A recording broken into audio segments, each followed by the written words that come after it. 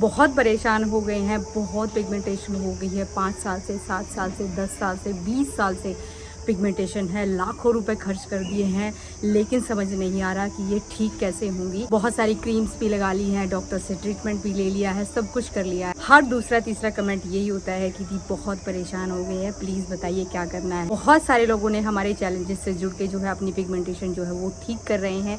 किसी की 40%, 30%, 60% ठीक हो भी रही है। और रोज जो है वो उनके वैल्यूएबल कमेंट्स, वैल्यूएबल फीडबैक जो है वो मेरे पास आते रहते हैं। जो हमारी फैमिली मेम्बर्स हैं, सब्सक्राइबर है, व्यूवर्स है, उन्होंने रिक्वेस्ट की है कि दी एक वीडियो ये बनाइए कि हम जब रेमेडीज़ कर रहे हैं तो हमें कौन सी चीज़ों का ध्यान रखना है। तो आज की वीडियो में सिर्फ ये बनाने वाली हूँ कि आप कौन सी चीज़ों का ध्यान देना है जब आप रेमेडीज़ परफॉर्म करते हैं। तो अगर आप चैनल पे नए हैं तो चैनल को सब्सक्राइब कर लें।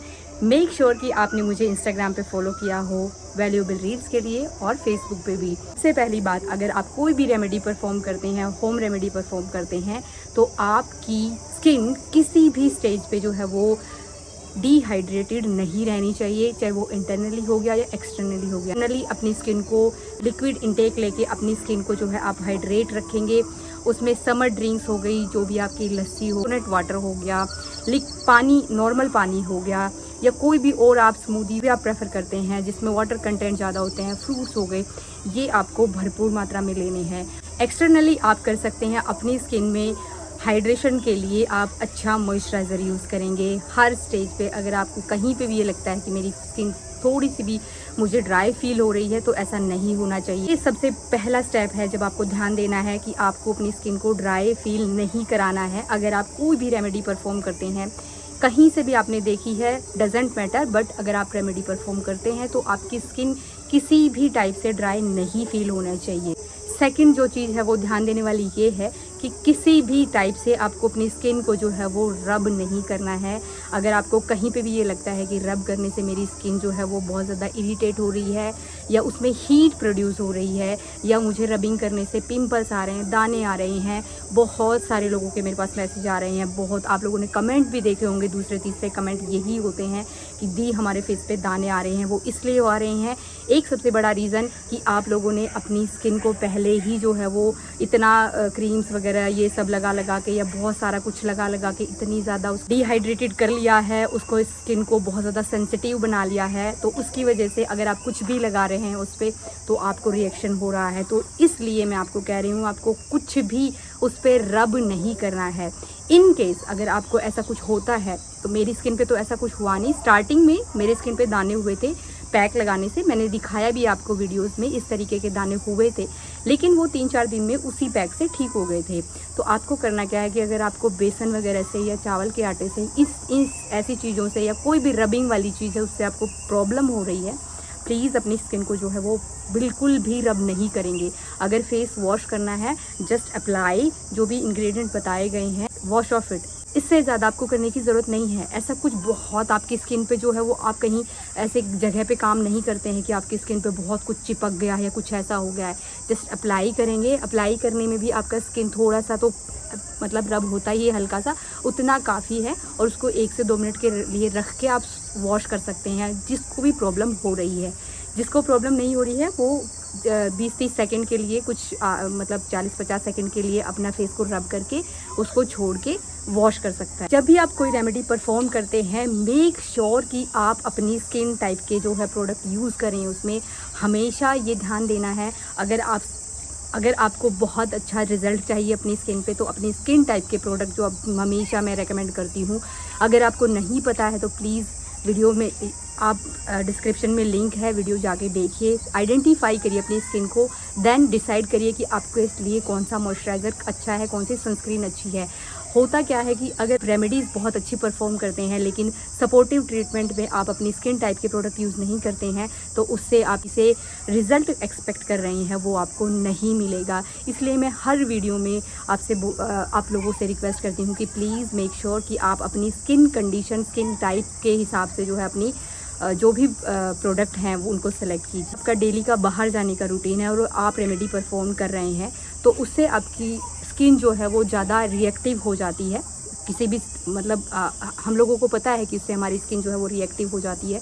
प्लीज़ मेक श्योर कि आप सनस्क्रीन कभी भी, अगर आप बाहर जा रहे हैं, अगर आप घर में भी लगाना चाहते हो तो लगा सकते हैं, लेकिन अगर आप बाहर जा रहे हैं तो आपके लिए मैंडेटरी है, आपको सनस्क्रीन लगानी है और हर 2 से 3 घंटे में आपको वो रिपीट करनी है, डिपेंड अपॉन कि आप कौन सा SPF उसमें लगा रहे हैं।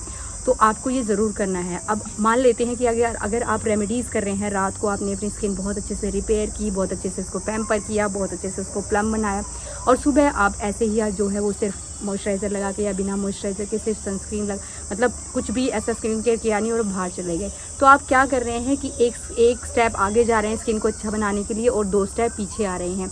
ये बहुत बड़ा रीज़न हो सकता है आपकी स्किन को ख़राब बनाने का। तो आप मेक श्योर कि अगर आप बाहर जाते हैं डेली तो प्लीज़ मेक श्योर कि आप अपनी स्किन पे मॉइस्चराइज़र और सनस्क्रीन ज़रूर लगाएंगे। ऐसा बोलते हैं कि दी इसके बाद हम ये लगा लें, इसके बाद हम ये मिक्स करके लगा लें, नहीं लगाने की ज़रूरत है। जितना आपको बताया जाता है, जिस रेमेडी में जितना बताया जाता है, आप अगर उस तरीके से करेंगे, अगर आपको कोई बता रहा है किसी भी चैनल पे, अगर आपको कोई बता रहा है तो उन्होंने एक्सपीरियंस की हैं वो चीज़ें उन्होंने शायद लगा के देखी हैं। मैं तो खुद लगा के देखती हूँ, जब मुझे फ़ायदा होता है तब मैं आप लोगों को बताती हूँ, और बाकी मुझे नहीं पता, आप लोग डिसाइड कर सकते हैं, आप लोग व्यूअर्स हैं, आप लोगों को अच्छा पता है। तो जब उनको उन चीज़ों से फ़ायदा हो रहा है तो आपको वो तभी बताते हैं। तो आप ये चीज़ें मत किया करो कि अगर आप कोई चीज़ परफॉर्म कर रहे हैं इतने अच्छे से, फिर उसमें एक्स्ट्रा कुछ चीज़ आप यूज़ कर रहे हैं तो हो सकता है आपको रेमेडीज़ का जो असर है वो ना दिखे। बहुत सारे लोग मेरे से पूछ रहे हैं कि दी क्या मॉइस्चराइज़र को पैक के बाद जब मॉइस्चराइज़र लगाते हैं उसको ओवरनाइट लगाना है? ऑब्वियसली वो ओवरनाइट ही लगेगा। मॉइस्चराइज़र तो हमेशा ही स्किन पे रहना चाहिए, आपकी स्किन पे मॉइस्चराइज़र हमेशा रहना चाहिए, क्योंकि आजकल की सबसे ज़्यादा रिक्वायरमेंट मॉइस्चराइज़र की है, क्योंकि हम अपनी स्किन का हाइड्रेशन का ध्यान नहीं रखते हैं, ये मुझे पता है। तो आप प्लीज़ स्किन का आउटर और इनर दोनों साइड से हाइड्रेशन का ध्यान रखेंगे तो आपको रिज़ल्ट रेमेडीज़ का भी बहुत अच्छा मिलेगा। जब भी आप कोई रेमेडी परफॉर्म करते हैं, मेक श्योर कि जैसे जिस तरीके से इंग्रेडिएंट को बताया गया है, जिस रेशो में बताया गया है, जिस स्किन टाइप के अकॉर्डिंग बताया गया है, उस टाइप से ही उसको जो है वो यूज़ करना है। हो सकता है उसके साथ अगर आप कुछ चीज़ मिक्स कर लें और हो सकता है आपकी स्किन पे कुछ जो है वो रिएक्शन हो जाए और आपको जो है वो रिज़ल्ट नहीं मिल पाएगा जो आप एक्सपेक्ट कर रहे हैं। तो ये चीज़ आपको ज़रूर ध्यान देनी है। बहुत सारे कमेंट ये आते हैं जब जिसके पास भी शॉर्ट वीडियो जाती है कि दी प्लीज़ हमें बताइए कि आपने अपनी स्किन पे क्या लगाया है। आज इस वीडियो में मैं फिर से आप लोगों को बता देती हूँ कि 21 डेज़ के चैलेंज से आपको स्टार्ट करना है। उसके बाद 5 से 7 दिन का आपको जायफल वाला चैलेंज करना है। उसके बाद 10 डेज़ का अगेन मुलेठी वाला चैलेंज करना है। फिर आपको 5 डेज़ का पिगमेंटेशन का जायफल वाला पैक लगाना है। उसके बाद आपको एडवांस पिगमेंटेशन वाला पैक लगाना है। उसके बाद आपको एडवांस पिगमेंटेशन नंबर 2 पैक जो अभी हमारा चल रहा है वो लगाना है।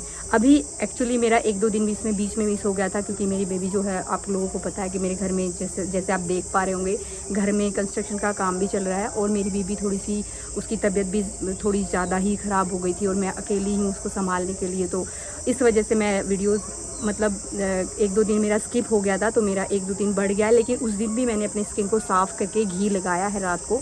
तो मेक श्योर कि अगर आपके पास घी है तो रात को आप घी ज़रूर अप्लाई करें। आप उसको इनटेक करने में भी ऐड करें एज ए मॉइस्चराइज़र। रात के टाइम पे आप उसको ऐड कर सकते हैं। बादाम पूछ रहे थे बहुत सारे लोग कि दी कौन सा बादाम यूज़ करें। नॉर्मल वाला बादाम आप यूज़ कर सकते हैं, जो भी आप खाने में यूज़ करते हैं भिगो के, तो आप भिगो के उसको कच्चे दूध में उसका पेस्ट बना के आप लगा सकते हैं, ओवरनाइट छोड़ सकते हैं, उससे कुछ भी प्रॉब्लम नहीं है। किसी भी स्किन टाइप पे कोई भी प्रॉब्लम नहीं है। बहुत सारे लोग जो हैं मेरे पास, कभी मैंने एक लाइव किया था, उसमें मेरे पास एक कमेंट आया था कि दी मेरी स्किन पे जो है वो वेन्स दिखती हैं मुझे बहुत सारी, तो क्या मैं पैक लगा लूँ? पैक आप लगा सकते हो, लेकिन प्लीज़ जिनको भी ऐसी कुछ प्रॉब्लम है, प्लीज़ अपने चेहरे पे आइसिंग कभी भी मत करना आप लोग। ये आप बिल्कुल एक बहुत अच्छा टिप मान के, मेरी रिक्वेस्ट मान के, जो भी आप सोचे एडवाइस मान के आप मान सकते हैं।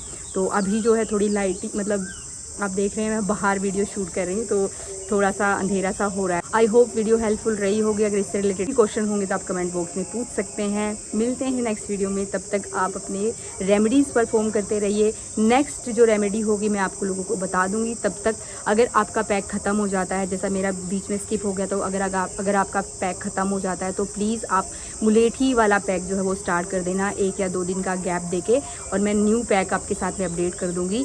एक्चुअली हुआ क्या था कि मेरे इंग्रेडिएंट मेरे पास थे, मैंने रेडी भी कर लिए दिए थे और मेरी बेटी ने उसमें पानी मिला दिया और बोल रही मम्मा मैं आपके लिए फेस पैक बना रही हूँ। उस पर पूरे डब्बे में ही पानी उसने मिला दिया। तो मैंने ऑर्डर किए हुए हैं, जैसे ही आ जाते हैं मैं आप लोगों के साथ में शेयर कर दूँगी। मिलते हैं नेक्स्ट वीडियो में, तब तक stay healthy and bye bye.